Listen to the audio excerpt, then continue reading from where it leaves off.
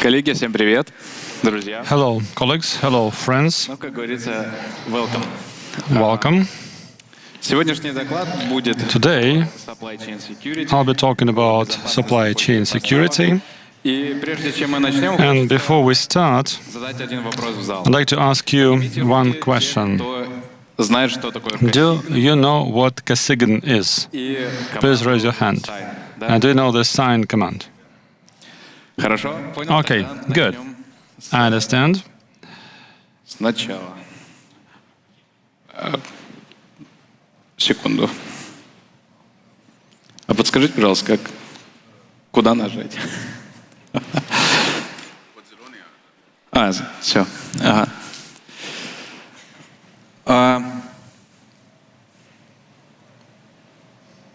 Пару слов обо мне. Я работаю в компании A few words Swordfish about myself. I work for Swordfish Security. We develop secure DevSecOps processes, and we are also building secure supply chain processes for software. We are responsible for cloud security and container security. We are a technological special purpose force. And we do almost everything. So before I begin, I'd like to talk about the real-life supply chain. In real life, you can visualize a supply chain as like when you buy a pizza, how we order it from an app, and then we live in this red home, for instance, and say we are ordering a pizza. We also have retailers, we have a distributor who will provide semi-ready products from a factory.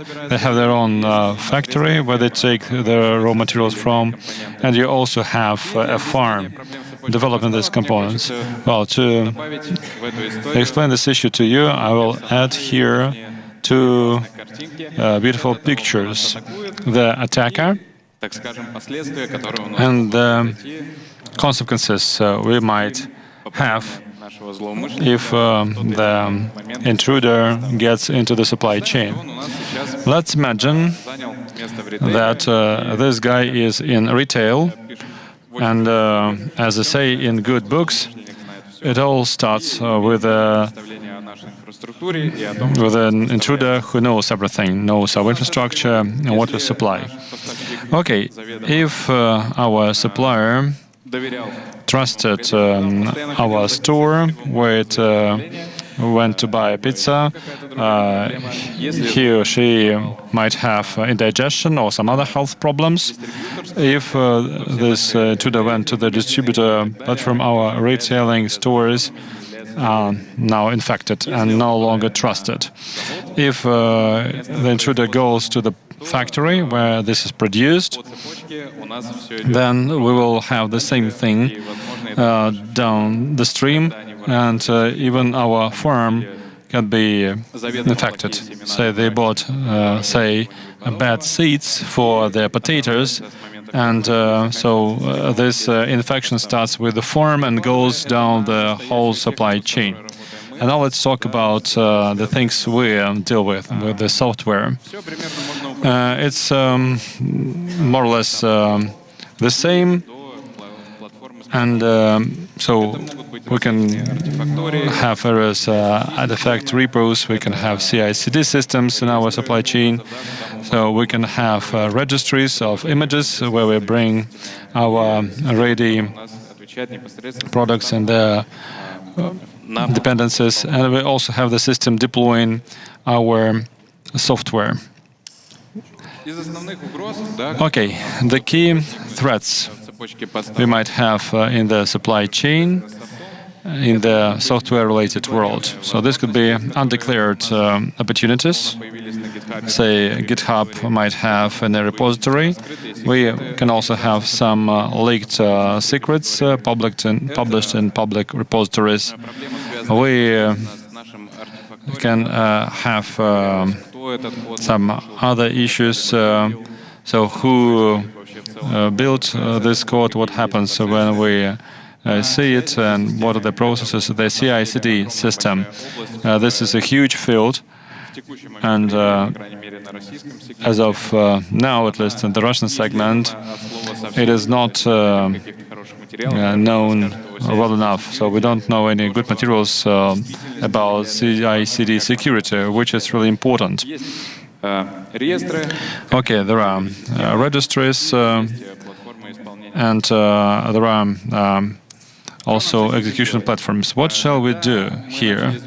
So when we started dealing with this issue, we were really upset because we couldn't find enough good materials to tell us what to do, not only in various regulatory books, but rather frameworks and standards. So I think that if you don't have any technical details, if you don't have specs, well, this information is not that useful for the engineers we deal with, but we still have to talk about them. Okay, we have CIS, we have other standards, we have OSCAR, which is like the Maitre attacks, but for supply chains. We also have a SCIT, which introduces here some interesting concepts like the transparency journal and sending artifacts and introducing new trust concepts to the supply chain. And now I will focus on the fact our current standards are doing. So we have SALSA, Framework 2, and we have in toto. And my colleagues, Maria and Oleg, have described them really well. You can use the QR codes. And Maria spoke the day before yesterday. She talked about SALSA, and she was talking about the solutions in the cloud infrastructure. But now we'll dig a little bit deeper, and we will focus on what a supply chain is. Здесь офигенная загадка от Жака Фреско. So we have a great riddle here from Jack Fresco. We have different formats, for the reports on the composite analysis of the software. So we can, I think, imagine, well, maybe something might kind of work based on this. Okay. Let's talk about the practical component of this speech. Okay, what shall we do if we want to prove it to our customers, and our customer can be a human or a system, so we need to prove that the system is cyclical and that it has 3 stages. So you collect or generate evidence that something has happened or we have done something. So this is about the system storing everything, and we also have a system or solutions validating everything. Until 2022, the EcoSign system worked like that. We need to bring together a file, which shows the environments at the build stage, what was the final product after the build stage, and some other metadata. So this is provenance. Then we have attestation. This is a signed statement. So this is a signature, classical signature shown in green, and then the SBOM. But as of today, the standards are telling us that we can reduce this to 2 components. Number 1 is signature. It guarantees some kind of origin of the artifact, who the author is, who issued it, and who took part in developing a component, and then attestation. And in the in toto specification, from the SALSA standards, which is a separate part, says that in the attestation you just need a statement, and you can get rid of the other things. This slide shows the DevSecOps process.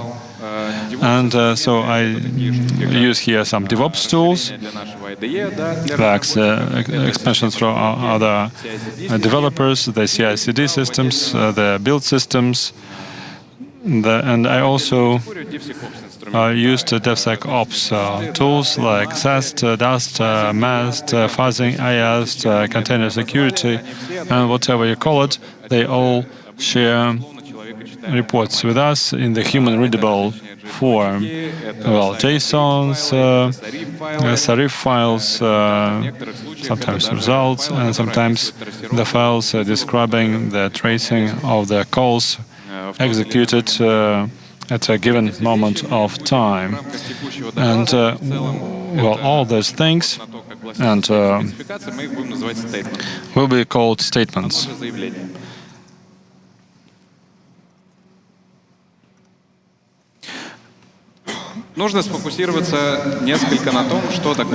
Okay, let's focus on what statement is and what we can have there in the statement. Well, in Tutor, SALSA tells us has some file formats supported. Today, you can find them, you can use them, they have their own specifications. So, what do we know? We have some SPDX files, we have Cyclone DX, we also have information on the integrity of the supply chain. We have runtime tracking and so on and so forth. This is really nice, and it all has its own specifications. And you can go to the Intutor project. And so we can talk about the predicate and which specification they use. You can make your own specification. If you have a security tool which takes decisions or makes data, we can develop our own one. For instance, we have assessment. You can use the QR code to read about the specifications.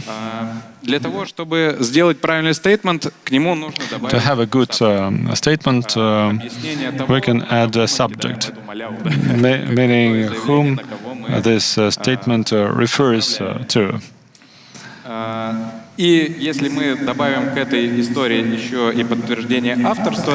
if we have the authorship, we can call it confirmation. So this can be called the attestation file.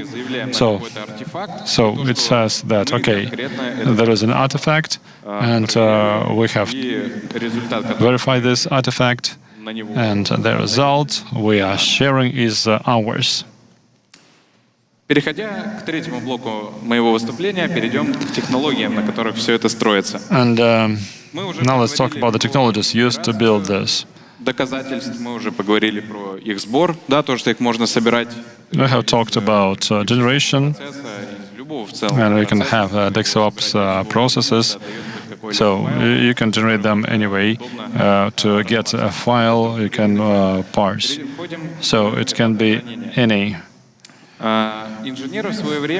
Okay, the engineers who developed this, they had this question: where shall we store our metadata? How can we safely distribute the data? And how we can support a process for the data to stay immutable, so unchanged? So this should be a situation when we can only download the data. Is it valid or not? Well, this is a separate discussion. We want it to be hacker-proof, but this is a different story. And this leads to the requirements for one of these projects, like Require. Here are the three requirements for this system. It should be, so the storage of this evidence and metadata should be immutable. It should be tamper resistant, meaning that if you even compromise some parts of this evidence tree, shouldn't affect us. It should be also artifact independent. So what does it mean? So who uses GPG keys to load something, to test something? Well, we are also using them, but this is not always convenient. And we have various factories talking about this to us. Many people have discussed the data structure, and we need a hash here for the evidence. For the big evidence systems, they are also called evidence-driven processes or evidence-driven systems. They are primarily based on the classical data structure, the Merkle trees. And here, every block gives the hash. You count the hash sum and add it to the global tree. And you also have the ODC provider, which lets you understand clearly who loaded this evidence. This is like a huge lake with a lot of applications, and we are going to trust those we know in the context of connection like ODC. So for this we can even use emails. And so here we can use the keyless signatures with short certificates and so on. So storage. So we have a transparency log server, and we can also use the SIG-Store record project, and the OCI registries are available. They are shown here because they should be called content addressed storage. So we also have great fundamental information on how various storages for images and artifacts work. We also have a transparency-related article there. And here we can talk about certificate transparency. And this is transparency for certificates. And this is all about artifacts. Okay, so we have an entity. This can be a content addressed storage, and there are two basic operations to be performed here: evidence push and evidence pull. And there are several systems who are providers for this storage systems where you can send this evidence. We have the transparency log server, like record, and it has immutable storage where it can have this information. So this can be, say, Trillion, which was developed for transactions, or it can be a MariaDB rep. In our storage, evidence storage, it looks like that. We have artifacts, or we have a pointer or a link, and we have 1, 2, or 100 signatures attached to it. It doesn't really matter. So we have attestations confirming the fact that someone checked something, and here you can see the SBOM or some other result, and you have a signature attached to it. In Record, the public part of it, you see a huge number of records on many artifacts. And, well, what are the advantages? Indeed, they have different tasks to solve. So we know that we have this DevOps and DevSecOps use the OCI registries like Nessus and Harbor. They have the RBAC. We can share with our clients or with our neighboring system. We can also upload there any artifacts. It's really important to provide the right manifest. And in our supply chain context, we can store all metadata there. This is a great thing which helps us segregate access between systems or the client and the provider. The transparency log server was designed for a completely different thing. It is publicly available to everyone, and anyone can upload and download from it. And the core difference is in the data structure it uses. Talking about validation of all this evidence, well, it's all more or less straightforward. We have some systems we are used to. We have the runtime interface container, and we can use it. We can add the public verification keys to understand whether we can verify what's been loaded. We have the SIP store project like policy controller, and we also have Cosine and Notary, specialized utilities with similar purposes. Okay, let's talk about the solutions we have.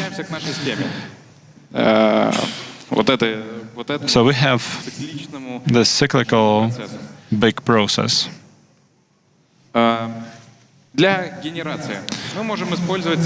For generation, we can use the DevSecOps stack.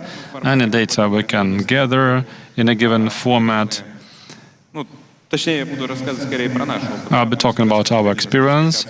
We looked at the in-tutu specification and Notary, and the providers giving us evidence are the DevOps tools and DevSecOps tools. And the major difference, or the major feature rather, is that we should use the types already stated in SALSA. Why so? So many engineers developing this project, they thought ahead. And if you want to develop a new standard, we'll have to think twice or maybe thrice. And to store our evidence, we can use any OCI registers like Yandex Content Register or Nexus or Harbor.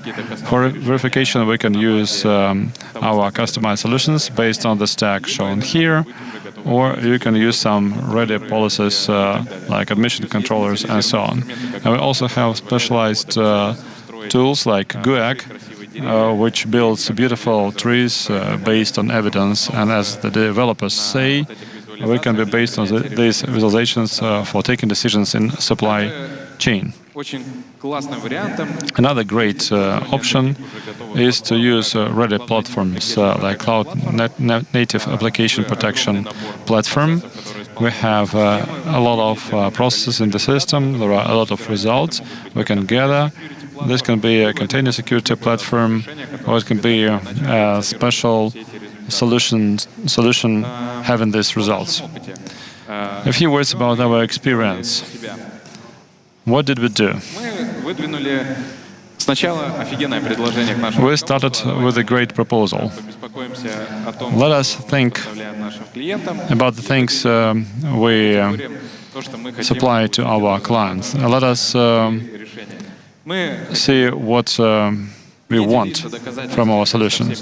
So we don't want to show evidence with everyone, because this can make us really vulnerable in terms of compromise. Just imagine, if we go to the transparency log server, we have the results of our scans. Just imagine what will happen if we make it public. So we'll be either hacked or some other bad things will follow. We also wanted to be quick. If we use the OCI registers to store the images, we will have to develop jobs to extract them, and this is quite long. Even if you use a CI/CD flow like that one, every job is packed in a container and is executed by Tecton or GenSX.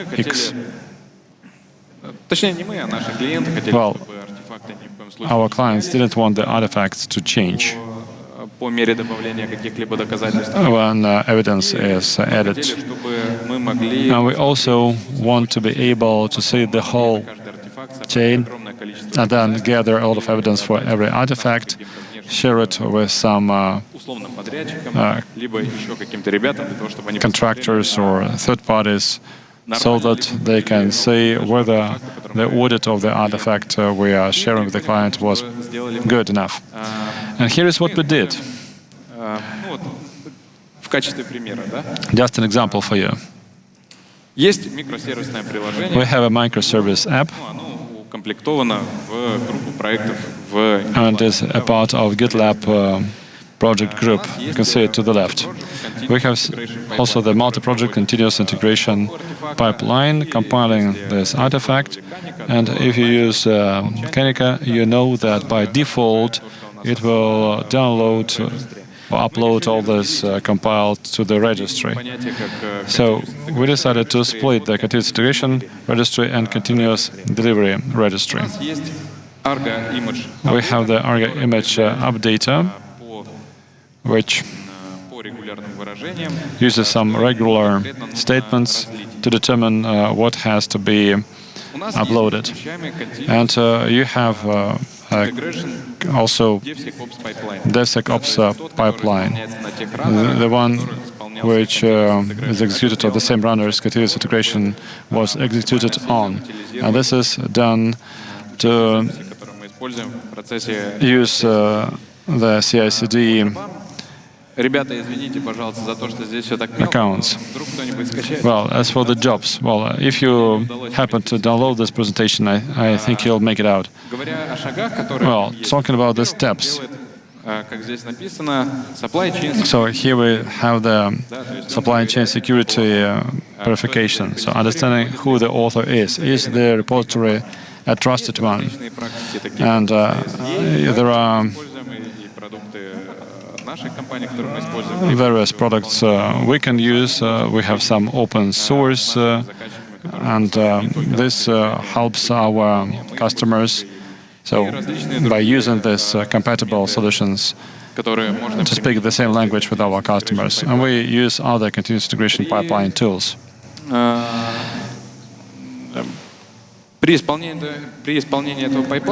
And using this pipeline, we also have some quality hits to see what's good and what's bad.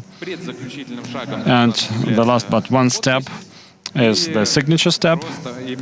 And you can also put the release tag to the CI registry. And it gets more tricky when we start adding these results to our transparency log server. And you can use the extend in the GitLab CI example. There you call cosine, which runs the attest method by loading our predicates for artifact. So this is our transparency log server, and this becomes a report. And then it's getting more interesting. We have the registries and we have the images. So we have the pipeline ID, we have the release and tag versions. We upload, and when we set the tag, it means that Ergo is now taking the images. We have a tag with a prefix to load it to our stage clusters. And here we try to simplify the scheme. One more thing, the execution environment.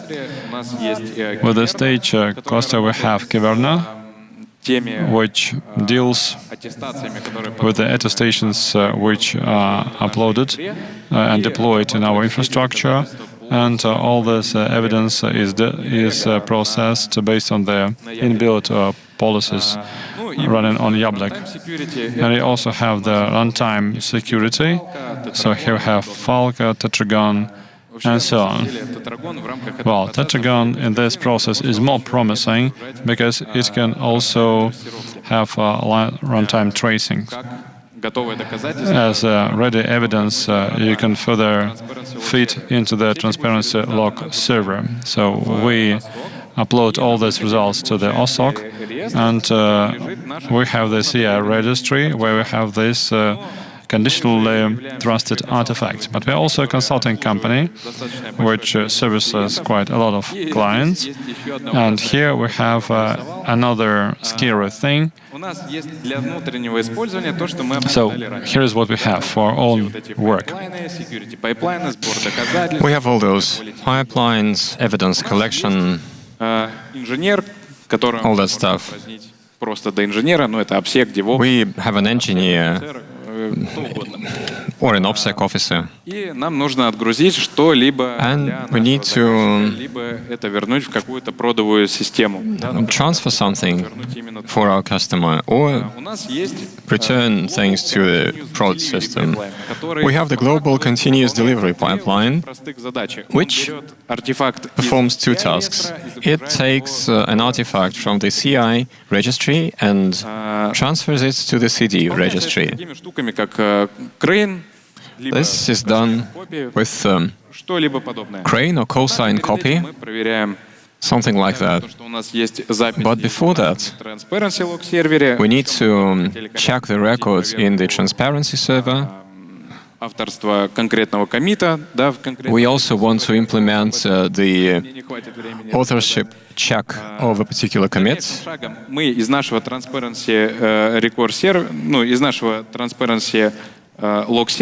Then, from our transparency log server, we download the evidence and send it again to the input of ASOC, so that it checked that our artifacts are sufficient to pass a client's requirements. Only after that do we pull this artifact. We apply more attestations to that, and we put these artifacts in the CD registry. So by now we have eliminated, or rather we eliminate all relations to external clients in the CD registry, because that's more convenient for them, and we also have an RPAC.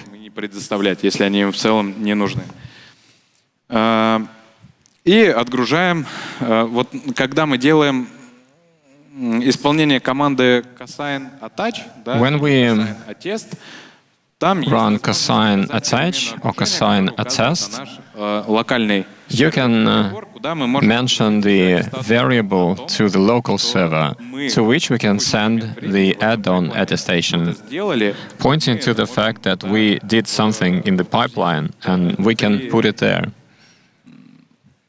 При расследовании инцидентов мы этим потом можем пользоваться. During incident investigation, we can use that. And the final signature. Группа компаний мы проставляем на артефакт. We called it a group of companies signature.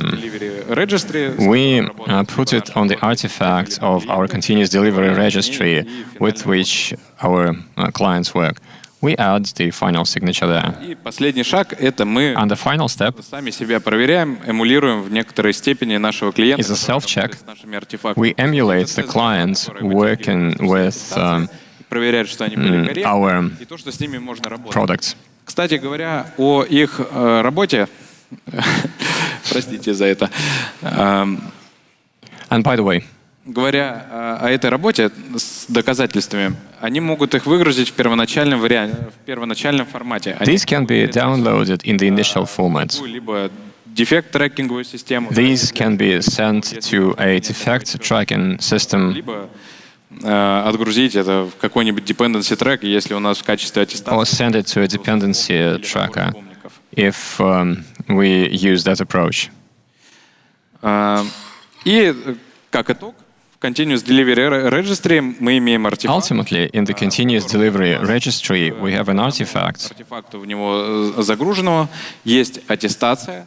with an attestation, Даже скорее будет правильнее сказать цепочка. or rather a chain of attestations Да, потому что загрузить with signatures, аттестацию без подписывания самой аттестации там не получится. because you wouldn't be able to upload the attestation without the signature according to the new version of SALSA.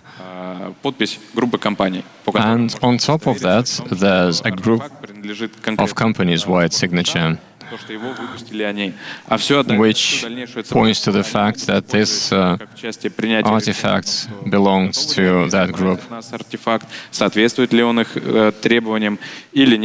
And then it is up to our counterparty to see that they are prepared to take the artifact from us. Finally, развернутого внутри у нас рекора и использование registry, в котором have a continuous delivery registry in which we have all these attestations with all the tags. We have covered all the issues that we wanted to address when we thought of how to build supply chain security. There's a big gap in that we don't work with commit signatures, such as Git Sigma or similar. But we are working on this now. This is the end of my presentation. Thank you very much.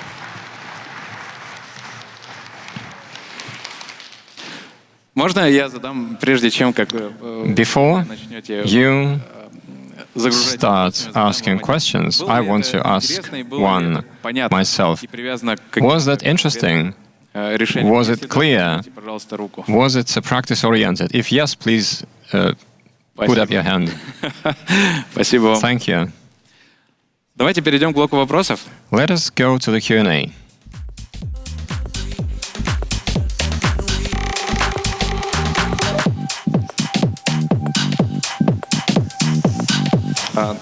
Мне же еще, наверное, точно. Yes, and I think I must have some questions on the iPad.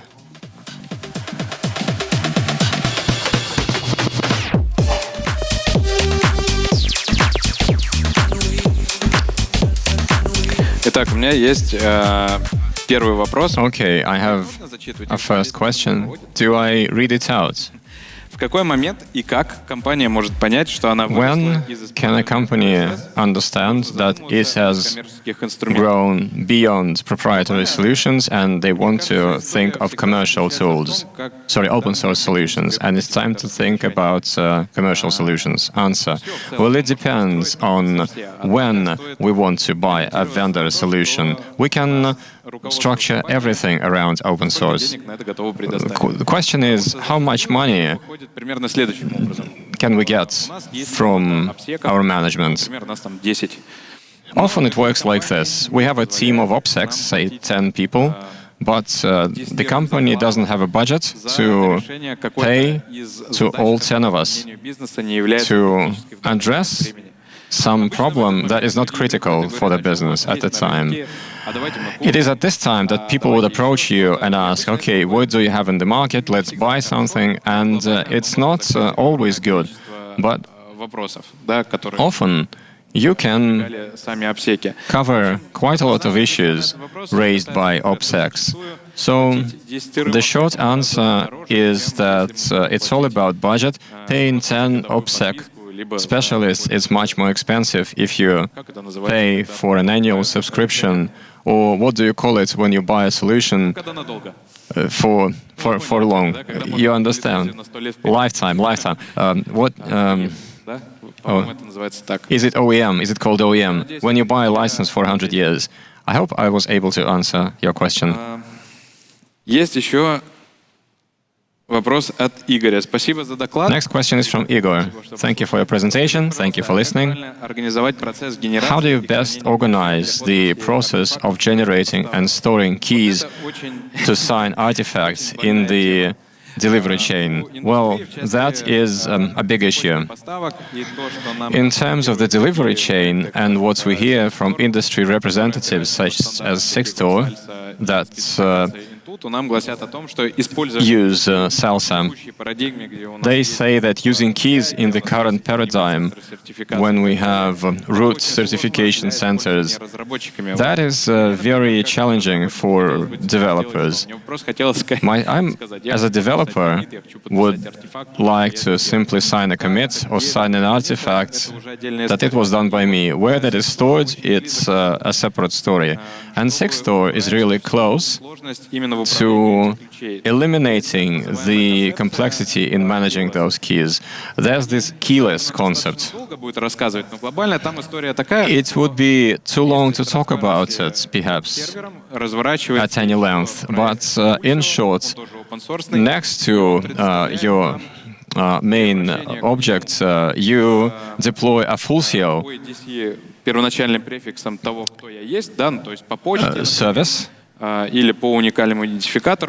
that issues a certificate against my credentials, such as an email or something like that, that I use to sign my commit or another artifact.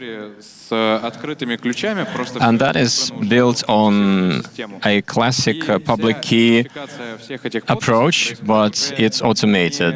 And the identification happens not the way we do it by passing verify or whatever. Or we can pass an email or just a prefix of the email or unique artifact to make sure that the artifact was signed. When you fully reverse the chain, you will be able to extract all the chain of certificates that were used. My recommendation would be to look at this keyless initiative. I believe that we will be dealing with it in some 5 years' time, both in repositories and in public registries. And the final question that I have here, what do you do with key security in pipelines? It's not a good idea to store them in variables. I fully agree with that. It depends on what kind of system that is. If we talk about GitLab variables and people are used to the fact that they can be masked, I don't think this is really secure.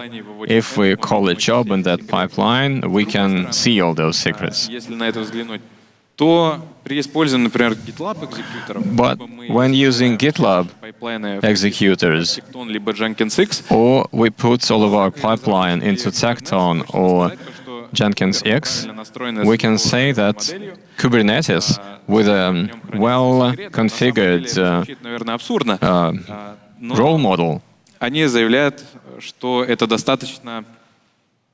it might sound counterintuitive, but they say that this is quite secure for storing secrets. But it's important to deliver them there in the right way. It could be a secret delivering operator, or it could be plugins. So I can't give a definitive answer here. You want to look at a specific example or at the systems that we use in the process. And that is the end of it. Thank you. Oh, there are more questions. Thank you for your presentation. Very rich with information. In Community Blitz, there were a couple of questions. So it's a question about communities and your personal attitude to the communities. What do you think is missing in the communities that develop the projects that you talked about today? Do you have any experience that you would like to share? Maybe something is missing, or maybe some cases of interest that you would like to share. In terms of open source community, even if we don't talk about delivery chains, but OPSEC in general, let me share the pain that I feel. Everywhere we have Telegram channels which have a news feed, and if you work at a consulting company, people read a piece of news and say that, can I do it in such a way that Kyverno checks some policies, and then you ask them, how many clusters do you have? And they say, we don't have a single one. So that's quite a sad story. What is missing, I think, is that we want to look at the experience of our overseas colleagues in terms of creating large groups. There is a community called Cloud Native that have groups working on continuous delivery on continuous integration in Kubernetes. SSF, Open Source Security Foundation. OpenSSF, Open Source Security Foundation, who currently maintain Sixtor and Notary. And they have working groups where they get together and they don't share endless stories, they just sit down and code.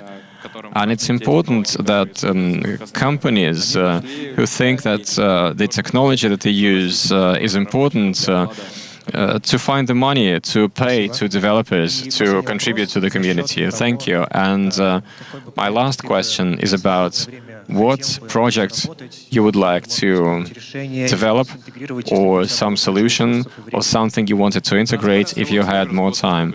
Transparency log server with Gosuslugi e-government portal. That was a joke. I don't know. If I wanted to develop something, I think I would have done it already. Thank you.